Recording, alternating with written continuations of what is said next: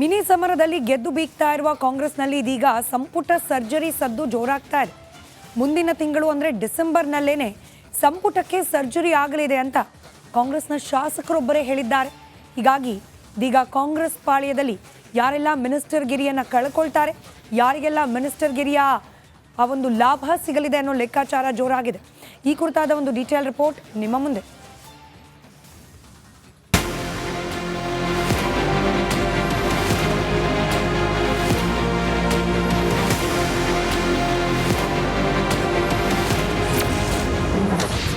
By ಎಲೆಕ್ಷನ್ನಲ್ಲಿ ರಾಜ್ಯ ಕಾಂಗ್ರೆಸ್ಗೆ ಭರ್ಜರಿ ಬೆಳೆ. ಮುಂದಿನ ತಿಂಗಳೇ ಸಿದ್ದು ಕ್ಯಾಬಿನೆಟ್ಗೆ ಸರ್ಜರಿನ. ರಣರಣಾಕಣ, ಗೆಲುವಿಗಾಗಿ ಅಭ್ಯರ್ಥಿಗಳ ವಾಗ್ಬಾಣ. ಅಂದ್ಕೊಂಡಿದ್ದು ಒಂದು, ಆದ್ರೆ ಆಗಿದ್ದೇ ಮತ್ತೊಂದು. ಮಿನಿ ಸಮರದಲ್ಲಿ ಗೆದ್ದೇ ಗೆಲ್ತೀವಿ ಅಂತ ಹೇಳ್ತಿದ್ದ ಕಮಲ ನಾಯಕರ ಲೆಕ್ಕಾಚಾರ ಉಲ್ಟಾ ಆಗಿವೆ. 3 ಕ್ಷೇತ್ರಗಳಲ್ಲೂ ಕಾಂಗ್ರೆಸ್ ವಿಜಯ ಪತಾಕೆ ಹಾರಿಸಿದ್ದು BJP ಮಕಾಡೆ ಮಲಗಿದೆ.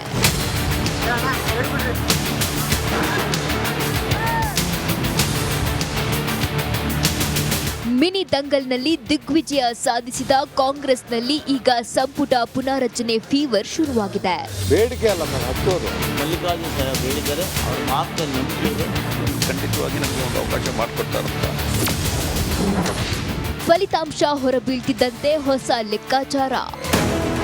S, by election result ಹೊರಬೀಳ್ತಿದ್ದಂತೆ ಕ್ಯಾಬಿನೆಟ್ಗೆ ಸರ್ಜರಿ ಲೆಕ್ಕಾಚಾರ ಶುರುವಾಗಿದೆ. ಅನೇಕ ಕೈ ಶಾಸಕರು ಮಂತ್ರಿಗಿರಿಗಾಗಿ ಸಾಲುಗಟ್ಟಿ ನಿಂತಿದ್ದಾರೆ. ಈ ಪೈಕಿ ಈ ಬಾರಿ ನನಗೆ ಸಚಿವ ಸ್ಥಾನ ಸಿಗುವ ವಿಶ್ವಾಸ ಇದೆ ಎಂದು ಅಜಯ್ ಸಿಂಗ್ ಹೇಳಿದ್ದಾರೆ. 2023ರಲ್ಲಿ ಸಹಜವಾಗಿ ನಮಗೂ ಕೂಡ ಒಂದು ಅವಕಾಶ ಸಿಗ್ತದೆ ಅಂತ ಇತ್ತು. ಆದರೆ ಆವಾಗ ಬೇರೆ ಬೇರೆ ಕಾರಣದಿಂದ ಅದು ಸಾಧ್ಯ ಆಗಿಲ್ಲ. ಆದರೆ ಈ ಬಾರಿ ಇವಾಗ ಏನು ಎಕ್ಸ್ಪ್ಯಾನ್ಷನ್ ಆಗ್ತದೆ ಅಂತ, ಡಿಸೆಂಬರಲ್ಲಿ ಆಗ್ತದೆ ಅಂತ ಒಂದು ಸುಳಿವು ಇದೆ. ಸೊ ಆ ನಮಗೆ ಖಂಡಿತವಾಗಿ ನಮಗೆ ಒಂದು ಅವಕಾಶ ಮಾಡಿಕೊಡ್ತಾರಂತ ಒಂದು ವಿಶ್ವಾಸ ಇದೆ. ಅನೇಕ ತಿಂಗಳಿಂದ ರಾಜ್ಯದಲ್ಲಿ ಸಂಪುಟ ಪುನರಚನೆ ಈಗ ಆಗತ್ತೆ ಆಗ ಆಗತ್ತೆ ಅಂತ ಸುದ್ದಿ ಆಗ್ತಿತ್ತು. ಈಗ ಮುಂದಿನ ತಿಂಗಳು ಆಗತ್ತೆ ಅಂತ ಕೆಲ ನಾಯಕರು ಮಾತಾಡ್ಕೊಳ್ತಿದ್ದಾರೆ. ಸುರೇಶ್, ರಿಪಬ್ಲಿಕ್ ಕನ್ನಡ, ಬೆಂಗಳೂರು.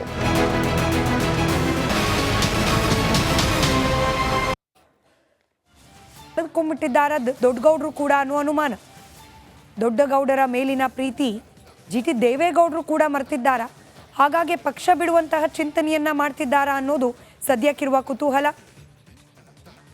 ಮೊಮ್ಮಗನ ಗೆಲುವಿಗಾಗಿ ಪಕ್ಷದ ಒಳಗಾಗ್ತಾ ಇರುವ ಬೆಳವಣಿಗೆಗಳು, ಪಕ್ಷಕ್ಕೆ ಮಾರಕವಾಗುವಂತಹ ಬೆಳವಣಿಗೆಗಳನ್ನು ಕೂಡ ಕಂಡು ಕಾಣದಂತಾಗ್ಬಿಟ್ಟಿದೆಯಾ ದೇವೇಗೌಡರಿಗೆ?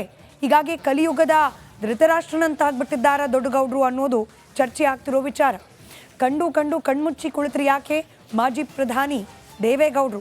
ಇವತ್ತು ಕೂಡ ಇನ್ಫ್ಯಾಕ್ಟ್ ಮಾಧ್ಯಮಗಳು ಪ್ರತಿಕ್ರಿಯೆ ಕೇಳಿದ ಸಂದರ್ಭದಲ್ಲಿ ದೆಹಲಿಗೆ ಹೋಗ್ತಿದ್ದೇನೆ, ದೆಹಲಿಯಿಂದ ಬಂದ ನಂತರದಲ್ಲಿ ಉತ್ತರಿಸ್ತೇನೆ ಅಂತ ಹೇಳಿದ್ದಾರೆ ದೇವೇಗೌಡರು.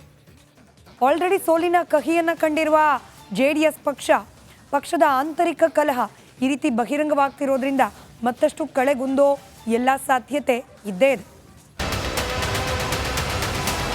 ಈಗ ಜೆಡಿಎಸ್ ಶಾಸಕ ಜಿಟಿ ದೇವೇಗೌಡ ಜೆಡಿಎಸ್ ಪಕ್ಷದಿಂದ ಅಂತರ ಕಾಯ್ದುಕೊಂಡಿದ್ದಾರೆ. ತೆನ್ನೆ ಹೊರೆಯನ್ನ ಇಳಿಸಿ ಕಾಂಗ್ರೆಸ್ಗೆ ಹಿಡಿತಾರ ಅನ್ನೋ ಗುಮಾನಿ ಎದ್ದಿದೆ.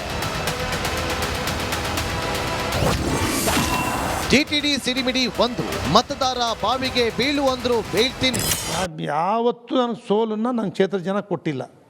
ಆದ್ದರಿಂದ ಅವ್ರು ಹೇಳ್ದಂಗೆ ಅವರೇ ಹೈಕಮಾಂಡು, ಅವರೇ ನನ್ನ ಎಲ್ಲ ಗುರುಗಳು ಮತದಾರರು. ಕ್ಷೇತ್ರದ ಮತದಾರರು ಹೇಳಿದ್ರೆ ಹೋಗಿ ರೆಡಿ ಇದ್ದೀರ? ಹಾಗಾದರೆ ಮತದಾರರು ಅವ್ರು ತೀರ್ಮಾನ ತಗೊಂಡು ಬಾವಿ ಬೀಳು ಅಂದರೂ ಬೀಳ್ತೀನಿ. ಜಿಟಿಡಿ ಸಿಡಿಮಿಡಿ 2, HDKಗೆ ನಾನ್ ಸೈಡ್ ಹೊಡಿತೀನಿ ಅಂತ ಭಯ.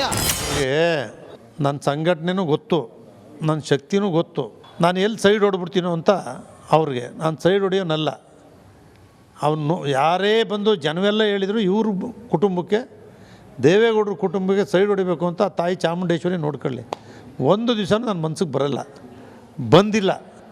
ಆದರೆ ಅವ್ರಿಗೆ ಯಾಕೆ ನನ್ನ ಮೇಲೆ ಪ್ರೀತಿ ಅನ್ನೋದು ಬಂದಿಲ್ಲ. ಒಳಗಡೆ ಯಾಕೆ ದ್ವೇಷ ಬೆಳೀತು ಅನ್ನೋದು ಗೊತ್ತಿಲ್ಲ. ಯಾರು ಅದಕ್ಕೆ ಪುಷ್ಟಿ ನೀರು ಎರೆದ್ರು, ಆ ದ್ವೇಷ ಬೆಳಿಲಿಕ್ಕೆ ಯಾರ್ಯಾರು ನೀರು ಎರ್ಕೊಂಡ್ಬಂದ್ರು ಅದು ಗೊತ್ತಿಲ್ಲ.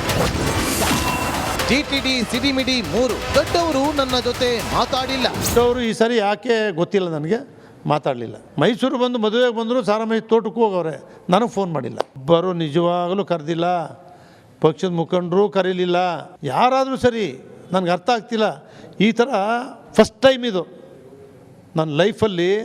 ಯಾರು ಮುಖಂಡರು ಕರಿಬೇಕು, ಯಾರು ಒಬ್ಬರು ಫ್ಯಾಮಿಲಿ ಚುನಾವಣೆ ನಿಂತ ಮೇಲೆ ವೈರಿಗಳ ಮನೆಗೂ ಹೋಗ್ತಾರೆ. GTD ಸಿಡಿಮಿಡಿ 4 ನನಗೆ ವಯಸ್ಸಾಗಿದೆ ಅಂತ ತಾತ್ಸಾರ. ಅನಿತಾ ಕುಮಾರಸ್ವಾಮಿಯವರೇ ಆಗಲಿ, HD ಕುಮಾರಸ್ವಾಮಿಯವರಾಗಲಿ, HD ದೇವೇಗೌಡರಾಗಲಿ, ನಮ್ಮ ಪಕ್ಷದ ಯಾವೊಬ್ಬ ನಾಯಕನೂ ಕೂಡ ನೀವು ಬರಬೇಕು ಬನ್ನಿ ಅಂತ ಫೋನಲ್ಲಿ ದೂರವಾಣಿಯಲ್ಲೂ ಇಲ್ಲ, ಬಂದು ಕರೀಲಿಲ್ಲ.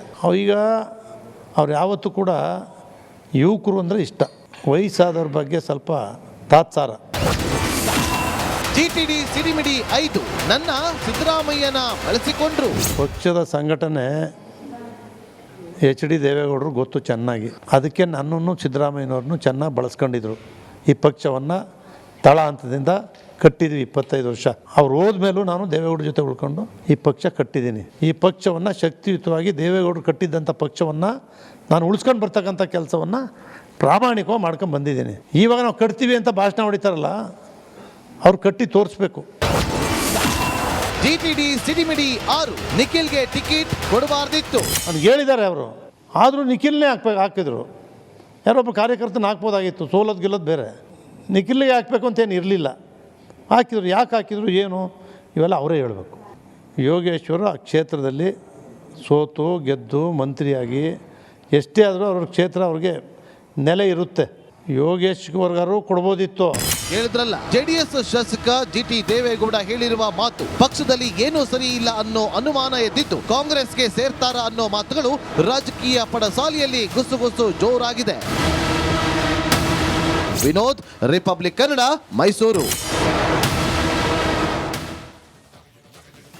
ಅವರು ಹಿರಿಯಕರಿದ್ದಾರೆ, ರಾಜಕಾರಣದಲ್ಲಿ ಭಾಳ ಅನುಭವಿಸ್ತಿದ್ದಾರೆ. ಯಾವೊಂದು ಅರ್ಥದಲ್ಲಿ ಹೇಳಿದ್ದಾರೆ ನನಗೆ ಗೊತ್ತಿಲ್ಲ, ಆದರೆ ಅದ್ರ ಬಗ್ಗೆ ನಾನೇನು ಪ್ರತಿಕ್ರಿಯೆ ಕೊಡಲಿಕ್ಕೆ ಹೋಗೋದಿಲ್ಲ. ಯಾಕಂದ್ರೆ ನಮ್ಮ ಪಕ್ಷದ ಶಾಸಕರಿದ್ದಾರೆ, ಹಿರಿಯಕರಿದ್ದಾರೆ, ಕೋರ್ ಕಮಿಟಿ ಅಧ್ಯಕ್ಷರು ಕೂಡ ಇದ್ದಾರೆ. ಹಾಗಾಗಿ ಅವರ ಒಂದು ಸ್ಥಾನಕ್ಕೆ ಗೌರವ ಕೊಡ್ತಕ್ಕಂಥದ್ದಾಗಬೇಕು, ಆ ಗೌರವನ ನಾನು ಕೊಡ್ತೇನೆ. ಪಾಪ ಅವರು ಹಿರಿಯಕರಿದ್ದಾರೆ, ರಾಜಕಾರಣದಲ್ಲಿ ಭಾಳ ಅನುಭವಿಸ್ತಿದ್ದಾರೆ. ಯಾವೊಂದು ಅರ್ಥದಲ್ಲಿ ಹೇಳಿದ್ದಾರೆ ನನಗೆ ಗೊತ್ತಿಲ್ಲ, ಆದರೆ ಅದ್ರ ಬಗ್ಗೆ ನಾನೇನು ಪ್ರತಿಕ್ರಿಯೆ ಕೊಡಲಿಕ್ಕೆ ಹೋಗೋದಿಲ್ಲ. ಯಾಕಂದ್ರೆ ನಮ್ಮ ಪಕ್ಷದ ಶಾಸಕರಿದ್ದಾರೆ, ಹಿರಿಯಕರಿದ್ದಾರೆ, ಕೋರ್ ಕಮಿಟಿ ಅಧ್ಯಕ್ಷರು ಕೂಡ ಇದ್ದಾರೆ. ಹಾಗಾಗಿ ಅವರ ಒಂದು ಸ್ಥಾನಕ್ಕೆ ಗೌರವ ಕೊಡ್ತಕ್ಕಂಥದ್ದಾಗಬೇಕು, ಆ ಗೌರವನ ನಾನು ಕೊಡ್ತೇನೆ. ಪಾಪ ಅವರು ಹಿರಿಯಕರಿದ್ದಾರೆ, ರಾಜಕಾರಣದಲ್ಲಿ ಭಾಳ ಅನುಭವಿಸ್ತಿದ್ದಾರೆ. ಯಾವೊಂದು ಅರ್ಥದಲ್ಲಿ ಹೇಳಿದ್ದಾರೆ ನನಗೆ ಗೊತ್ತಿಲ್ಲ, ಆದರೆ ಅದ್ರ ಬಗ್ಗೆ ನಾನೇನು ಪ್ರತಿಕ್ರಿಯೆ ಕೊಡಲಿಕ್ಕೆ ಹೋಗೋದಿಲ್ಲ. ಯಾಕಂದ್ರೆ ನಮ್ಮ ಪಕ್ಷದ ಶಾಸಕರಿದ್ದಾರೆ, ಹಿರಿಯಕರಿದ್ದಾರೆ, ಕೋರ್ ಕಮಿಟಿ ಅಧ್ಯಕ್ಷರು ಕೂಡ ಇದ್ದಾರೆ. ಚನ್ನಪಟ್ಟಣ ವಿಧಾನಸಭಾ ಕ್ಷೇತ್ರದಲ್ಲಿ NDA ಅಭ್ಯರ್ಥಿಯಾಗಿ ಕಣಕ್ಕಿಳಿದಿದ್ದ JDSನ ಉತ್ತರಾಧಿಕಾರಿ ಅಂತ ಹೇಳಿ ಬಿಂಬಿತವಾಗ್ತಾ ಇದ್ದ ನಿಖಿಲ್ ಕುಮಾರಸ್ವಾಮಿ ಅವರ ಸೋಲು JDS ಪಕ್ಷದ ಒಳಗಿದ್ದಂತಹ ಕಲಹವನ್ನು ಇದೀಗ ಬಹಿರಂಗಪಡಿಸ್ತಾ ಇದೆ. ನಿಖಿಲ್ ಕುಮಾರಸ್ವಾಮಿ ಅವರ ಸೋಲಿಗೆ ಕುಮಾರಸ್ವಾಮಿ ಅವರೇ ಕಾರಣ ಅನ್ನೋ ಅರ್ಥದಲ್ಲಿ GT ದೇವೇಗೌಡರು ಮಾತನಾಡಿದ್ದಾರೆ. ಪಕ್ಷದ ಒಳಗಿದ್ದ ಅನೇಕರು ಸೇರಿ ನಿಖಿಲ್ ಕುಮಾರಸ್ವಾಮಿ ಅವರ ಸೋಲಿಗೆ ಕಾರಣವಾದರು ಅಂತ ಹೇಳಿ ಮಾತನಾಡಿರೋದು JDS ಪಕ್ಷದ ಒಳಗೆ ಸಂಚಲನಕ್ಕೆ ಕಾರಣವಾಗಿದೆ. ಇದೇ ವಿಚಾರವನ್ನು ಮಾತನಾಡೋ ಸಂದರ್ಭದಲ್ಲಿ GT ದೇವೇಗೌಡರು ಸಾರಾ ಮಹೇಶ್ ಅವರ ಕುರಿತಾಗಿಯೂ ಮಾತನಾಡಿದ್ರು. ಸಾರಾ ಮಹೇಶ್ ಅವರ ಮಾತು ಕುಮಾರಸ್ವಾಮಿ ಅವರ ಬಳಿಯಲ್ಲಿ ನಡೆಯುತ್ತೆ ಅನ್ನೋ ಮಾತನಾಡಿದ್ರು.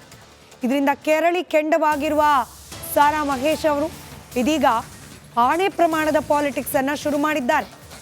ಕುಮಾರಸ್ವಾಮಿ ಅವರ ಬಳಿಯಲ್ಲಿ ಸಾರಾ ಮಹೇಶ್ ಅವರ ಮಾತು ನಡೆಯುತ್ತೆ ಅನ್ನೋ GT ದೇವೇಗೌಡರ ಹೇಳಿಕೆಯ ನಂತರದಲ್ಲಿ ಸಾರಾ ಮಹೇಶ್ ಸವಾಲು ಹಾಕಿದ್ದಾರೆ.